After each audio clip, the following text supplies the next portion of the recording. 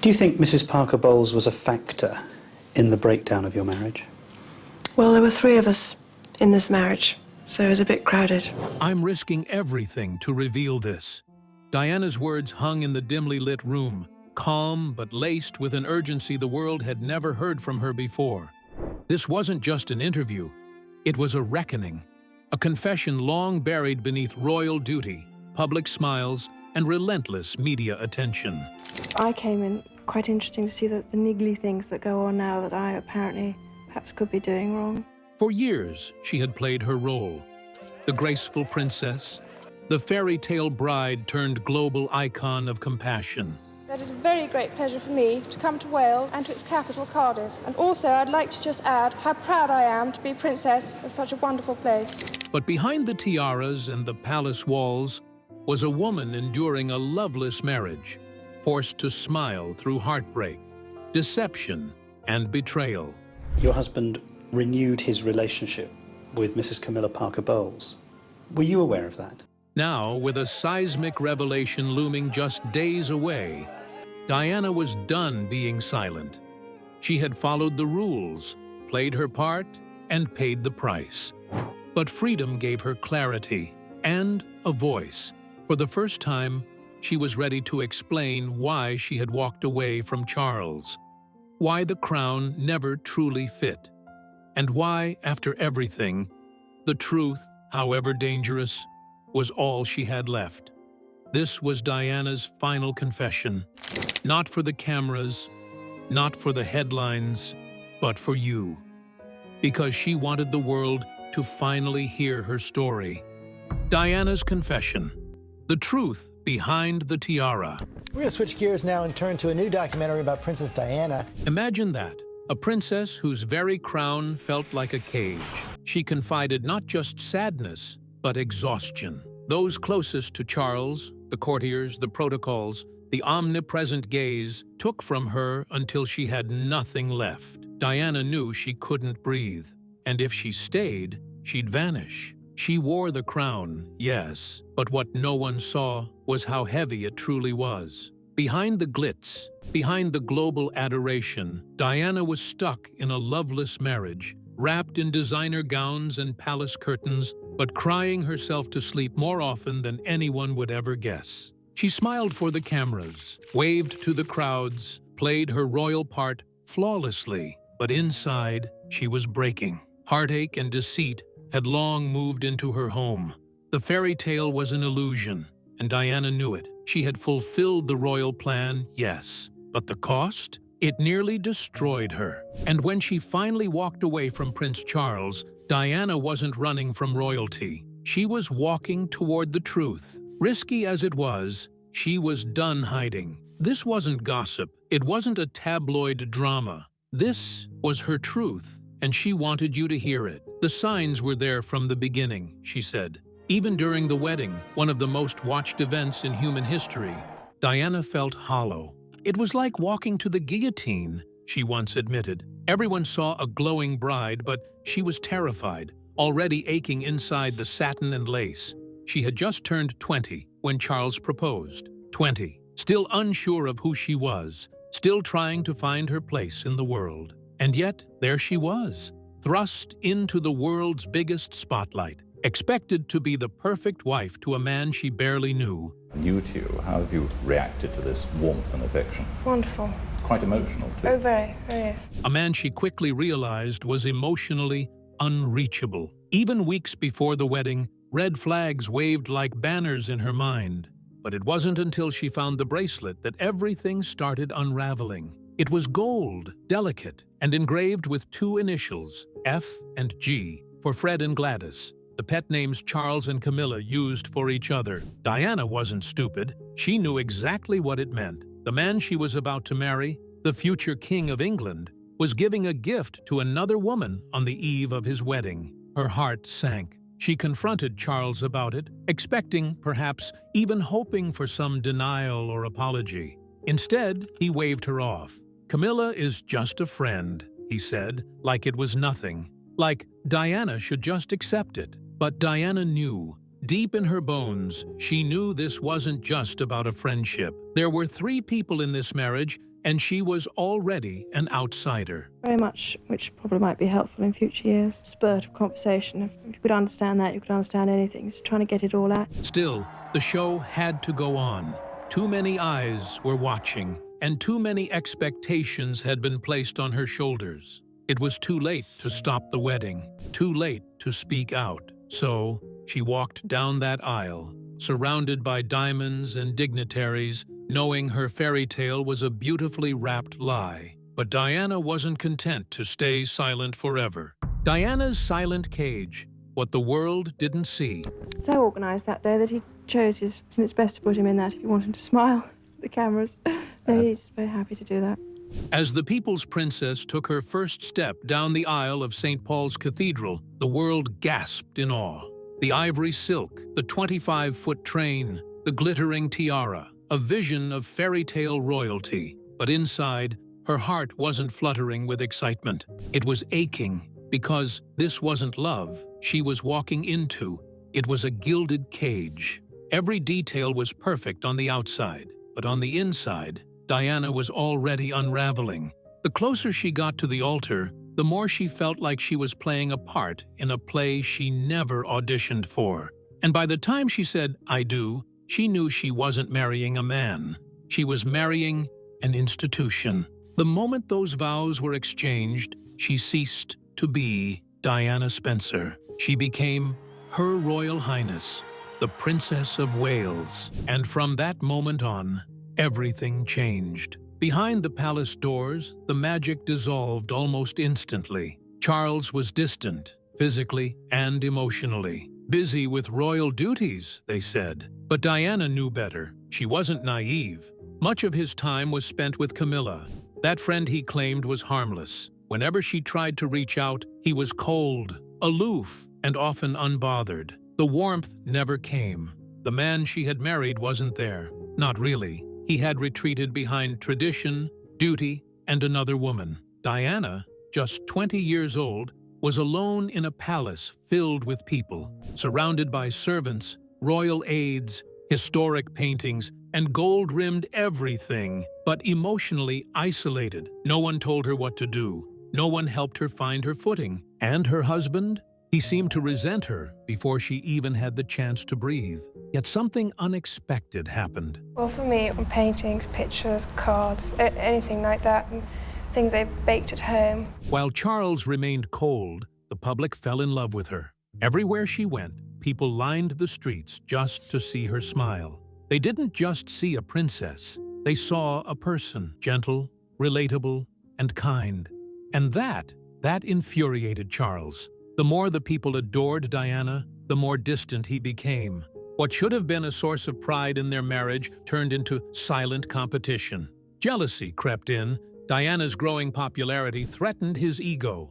"I was supposed to be the princess, but I felt like the problem," she later admitted. She tried to downplay herself, to shrink her light so his could shine. She toned down her outfits, quieted her voice, and kept smiling, all for the sake of the marriage, all to protect a love that was barely there to begin with. But no matter how much she twisted and bent herself to fit into his world, it was never enough, because Charles didn't want a partner. He wanted a role filled. And Diana, she wanted a real marriage. Whenever I can, and always being behind him. And also, most important thing, being a mother and a wife. As months turned into years, the truth solidified. Diana hadn't just married Charles, she had married the monarchy. A system, a structure, an ancient machine that had no space for feelings, for softness, for struggle. She once said, "You'd think being a princess would be the dream, but it was a nightmare I couldn't wake up from." Eventually, she stopped trying to fix it. The fairy tale had failed her, and slowly, quietly, Diana began planning her escape. Not for drama, not for attention, but for survival. She knew staying would mean losing herself entirely, and she couldn't let that happen. Not as a mother, not as a woman, not as Diana. The world saw her waving from balconies, attending galas, and smiling for headlines. But beneath every appearance was a woman carefully plotting how to walk away. Because once the illusion shattered, there was no going back. And Diana? She was done pretending. She wasn't just leaving a husband, she was leaving the lie. The letters that broke the princess. By the end of their first year of marriage, the sparkle had all but vanished. Diana tried. God knows she tried. She adjusted, adapted, smiled when she wanted to cry, and held on to hope that maybe, just maybe, things would get better. But deep down, she knew something was terribly wrong.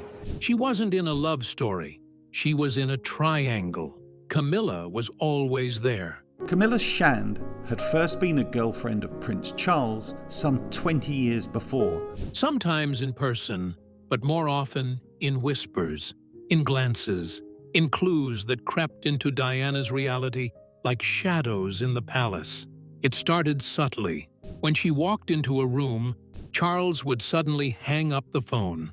No goodbye, just the eerie click of a call that shouldn't have ended so abruptly.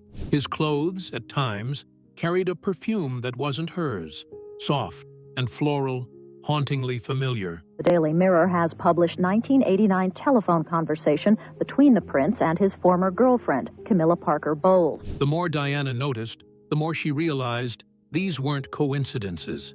They were patterns, signs, warnings.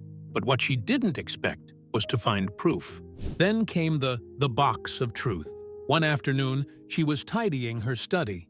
Nothing out of the ordinary, just sorting through a clutter of envelopes, papers, old notebooks. Then, at the back of a drawer, buried beneath mundane documents, she saw it. A box.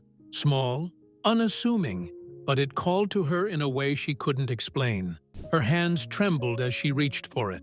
A part of her already knew what was inside. Diana was in love with Prince Charles, and she was in love with the idea of being in love. She's a romantic. She was just in love with the whole idea. But she opened it anyway, bracing for impact. Inside were letters.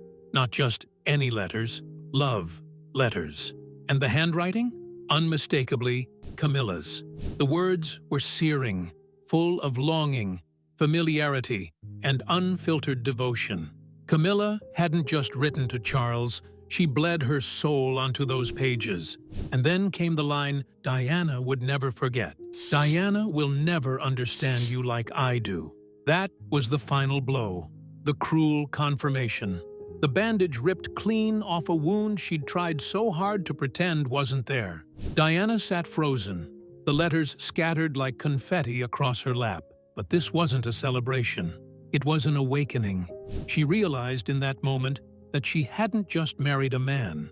She had become the outsider in someone else's story. Even a palace official recently declined to confirm that the royal marriage was happy after a visibly unhappy princess. Camilla hadn't left. She'd just taken the back entrance. And Charles? He never truly shut that door. All the smiles, the portraits, the state dinners, the public waves, they had been part of a performance. And Diana was the only one who didn't know it was scripted.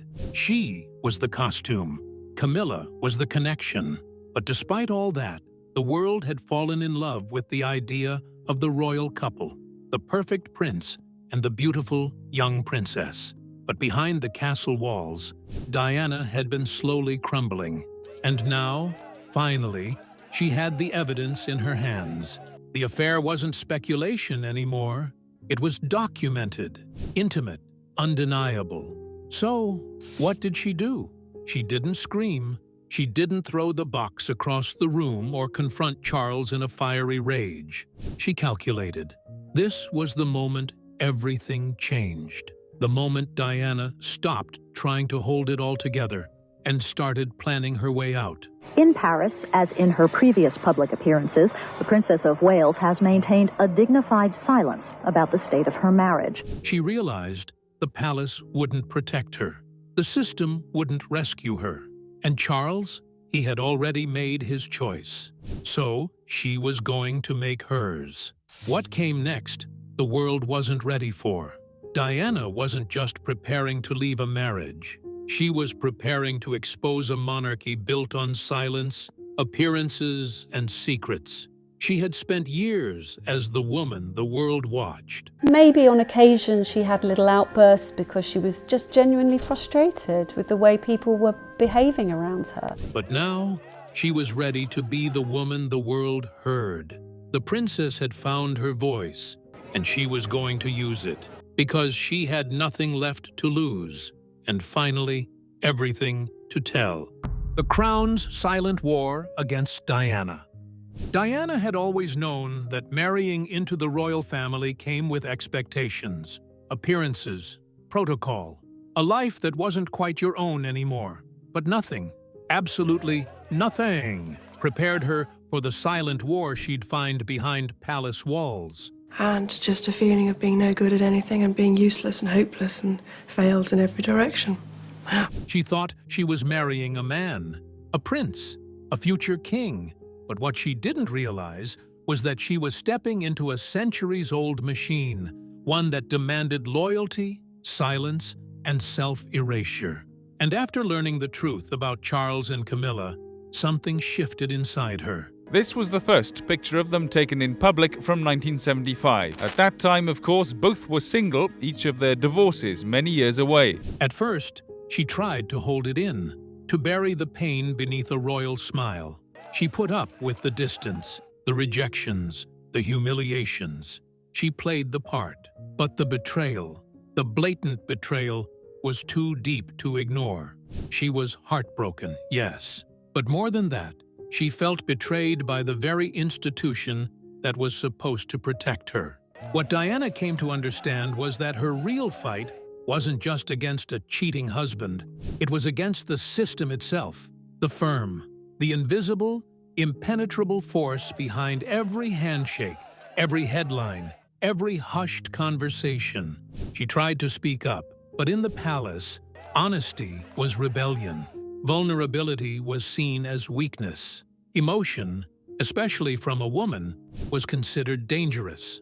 She was reminded, time and time again, that she was an outsider. She may have worn the crown, but she had never been fully welcomed behind the curtain. But Diana wasn't built to sit quietly in a golden cage. So, she turned outward to the people. In hospitals, in homeless shelters, in AIDS clinics, Diana found something the palace could never give her, an authentic connection. These weren't handshakes for the cameras. This was healing, purpose, humanity. And the people loved her for it. They saw her heart, not her title. Today, the hospital reckoned that the princess's visit was worth all the government propaganda put together. And that terrified the royals. The more Diana bloomed in public, the more obvious it became. She was loved more than Charles. Not because she tried to overshadow him, but because she made people feel seen, heard, and valued. She was becoming bigger than the crown. And for those behind the gates of Buckingham, that was unacceptable. At first, the media adored her.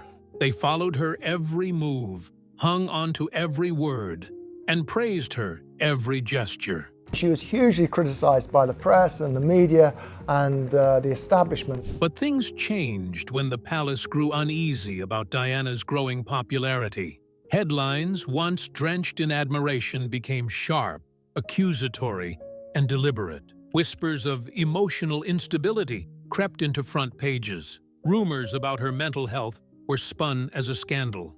Leaks orchestrated from within the palace itself, painted her as dramatic, unstable, unfit for royal life. It was a character assassination in slow motion. They wanted to break her spirit, to convince the world that she wasn't strong enough, that she didn't belong. But Diana didn't break. She simply refused to be erased. She saw what was happening, and instead of shrinking, she stood taller. The pain was real. The betrayal stung.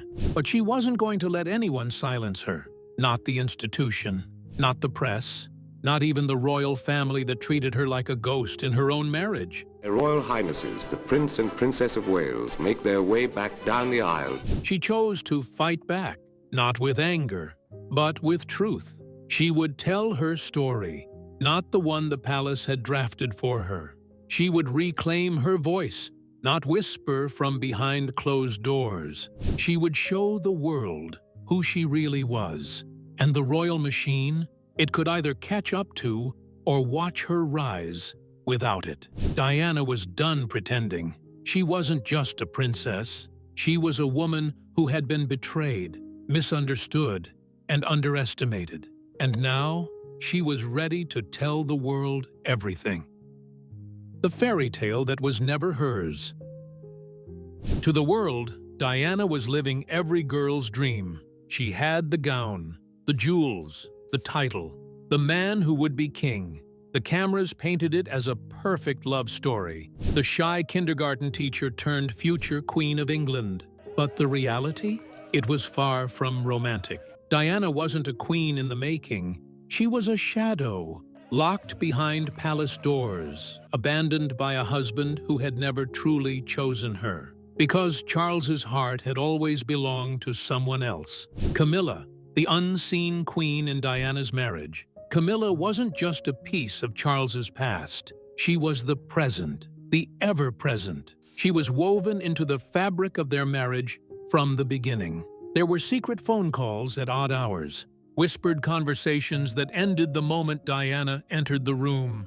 Diana noticed the gifts, little tokens of affection that were never for her. Charles spoke of Camilla with a familiarity that stung. Not like an ex, not like an old friend, but like someone he still needed, emotionally, intimately, completely. And the most painful part? The palace knew. Royal aides knew. The staff knew. Even some in the media suspected it. But no one said a word. The silence wasn't just disturbing, it was strategic. Because within the monarchy, affairs weren't rare. They were just never acknowledged. But this one was different. This wasn't some passing fling. This was the woman Charles truly loved. And Diana? Diana was the official face, the necessary figure, the beautiful but unwanted bride. Every time Diana asked questions, Charles retreated further. He dismissed her concerns, laughed them off, or worse, ignored them entirely. It was hurtful and humiliating at best. It felt like she was in a three-person marriage, and she was the only one who hadn't signed up for it. Charles depended on Camilla in a way he never even attempted with Diana. Well, about 3 weeks ago. So, as I say, we've had to sit on it and hide it for... When he was stressed, when he needed advice, when he wanted comfort, it was Camilla. Always Camilla. And Diana? She became the obstacle, the public obligation, the woman he stood beside, but never truly stood with. Behind the pageantry and the palace gates, Diana was trapped in a life that was carefully planned, but never truly hers. She had the role, the title, the tiara, but she didn't have the man, or the love, or the support. She had to smile while breaking, perform while grieving, wave to crowds while wondering if anyone would ever know the truth. It was a role she didn't write, in a play she never auditioned for. But Charles? It was different. He had exactly what he wanted: a public marriage with Diana and a private devotion to Camilla. Two women, one heart. And Diana was never its keeper. What made it worse was how visible the betrayal became. Those in the palace corridors whispered about it behind closed doors. The media picked up on subtle clues. The royal staff had eyes and ears. They knew, but no one dared to say it out loud, because challenging that truth meant challenging the crown itself. So, the lie continued, and Diana bore it all alone. She wasn't allowed to break, not in public, not in front of the cameras, not while wearing a crown. But deep inside, she was screaming. She wasn't a princess in a fairy tale. She was a woman slowly unraveling in plain sight, while the world called her lucky. But luck had nothing to do with it. Diana didn't marry into a love story. She married into a system that needed her more than it cherished her. And while Charles found comfort in the arms of the woman he always loved, Diana was left picking up the pieces of a story that never truly belonged to her. This wasn't the fairy tale the world was sold. It was a heartbreak hiding behind diamonds. And Diana was done pretending the dream was real. Diana's last stand. the interview that shook the crown. For years, Diana played the part. She smiled on balconies, curtsied on cue, and carried the weight of a royal marriage that was crumbling behind the scenes. She wore her duty like armor, even as it dug deeper into her spirit. But the truth? That marriage was a performance, one she had never auditioned for, yet was forced to perfect. Every morning, she woke up pretending her life was something it wasn't. A union, a partnership, a fairy tale. But it was none of those things. It was survival. And with each passing year, Diana realized staying in the marriage was slowly killing her. As her world fell apart, the press circled like vultures. One day, she was praised as a saint. The next, smeared as unstable. They picked her apart, questioned her sanity, and whispered headlines soaked in rumor and venom. And where was the royal family? Silent, cold, simply watching. They refused to defend her, refused to correct the lies. And that silence wasn't neutral, it was strategic. By saying nothing, they said everything. But what they didn't count on was Diana finding her voice, because she wasn't going to let the palace rewrite her story. And to clear the air, Diana planned an interview quiet. No big announcement, just a quiet arrangement with the BBC. One interview, one moment, one chance to finally say what she had been holding back for years. And when those cameras began rolling, Diana didn't flinch. She didn't stutter. She didn't sugarcoat. She spoke as a woman betrayed, misunderstood, but finally, unafraid. There were 3 of us in this marriage, she said, her voice calm but cutting. So, it was a bit crowded. It was the line that stopped the world. Well, there were 3 of us in this marriage, so it was a bit crowded. Not because it was dramatic, but because it was true. Diana wasn't chasing headlines. She wasn't seeking revenge, and despite the rumors, she didn't orchestrate the divorce for money. What she wanted was simple. She wanted to be loved. She believed in love deeply. But her marriage to Charles, it was devoid of warmth. Camilla's presence, emotional abandonment, the lies, it all added up. Diana didn't walk away to hurt the monarchy. She walked away because staying would have destroyed her. She said it plainly. I didn't leave the marriage for attention. I left because it wasn't love. Your husband renewed his relationship with Mrs. Camilla Parker Bowles. Were you aware of that? But it wasn't just the betrayal of a husband that broke her. It was the weight of royal expectations. She was expected to be flawless, polished and silent, even when she was suffering. After the birth of Prince William, Diana sank into postpartum depression.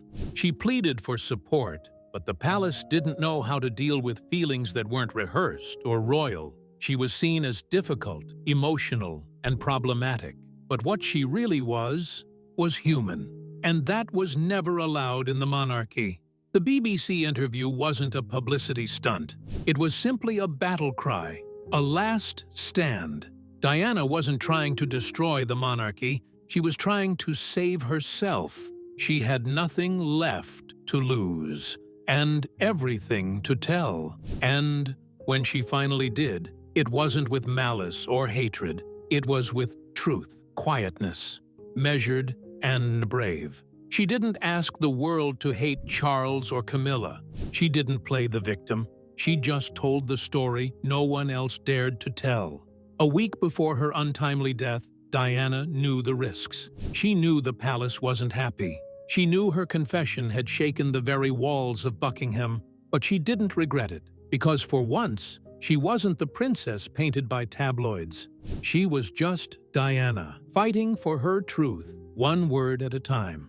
Diana's final days, the truth, the tragedy, the legacy. After her bold BBC interview, Diana was no longer just a royal figure. She was a global symbol of resilience. She had pulled back the palace curtain and told her truth, knowing full well that the consequences could be seismic. But rather than retreat into silence after the storm, Diana stepped into her new identity with grace. She was no longer Her Royal Highness. She was just Diana. And somehow, that made her even more powerful. Freed from the expectations of the monarchy, Diana became a force of her own. She leaned deeper into humanitarian work, advocating for AIDS patients, visiting landmine victims, and extending compassion to people the world often ignored. To discuss a range of mental health issues with staff and to meet many of the patients. Wherever she went, crowds followed, cameras flashed. She was still the most photographed woman in the world, but now she was in control of the narrative, or so it seemed. Then came the unforgettable moment.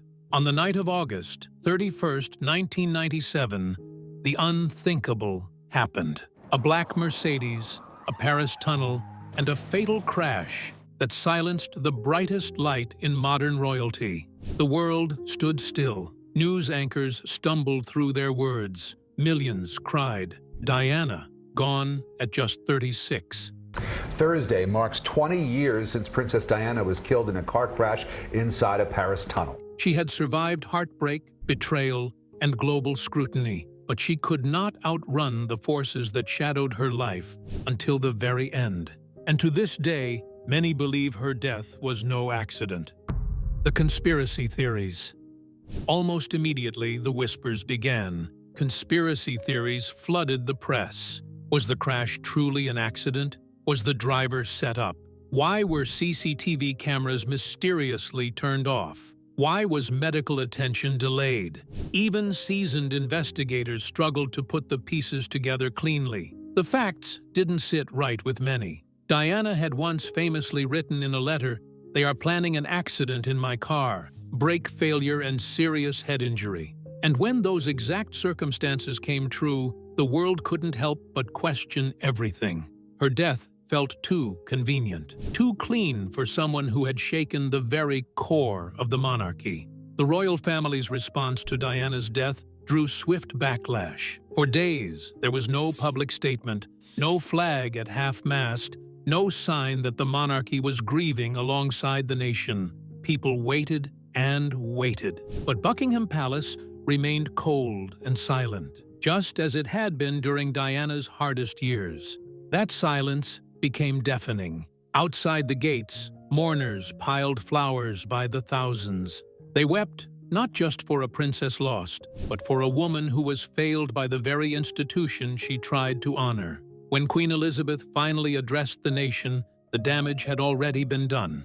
For many, it was too little, too late. The once untouchable monarchy now faced real and raw criticism like never before. Even in death, Diana became larger than life. Her story wasn't just about royalty, it was about humanity, about a woman who dared to feel in a world that demanded silence, about a mother who loved fiercely, about a figure who tried to make the coldest institution just a little warmer. Her sons, Prince William and Prince Harry, have carried pieces of her legacy forward, some of it in honor and some in pain. Her voice echoes through their actions, their causes, and their refusal to play by every royal rule.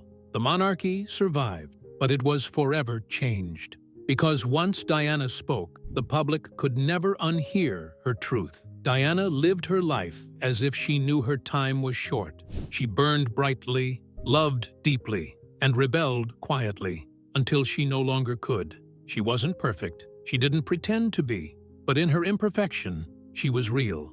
And that's why the world loved her. Because Diana wasn't just the people's princess. She was the truth the palace wasn't ready for. So now the question becomes, was Diana's death the tragic end of a love-starved woman, or the final silencing of a voice that got too loud? Feel free to share your thoughts with us in the comment section below. And that's it from us today. Until next time, thank you for watching.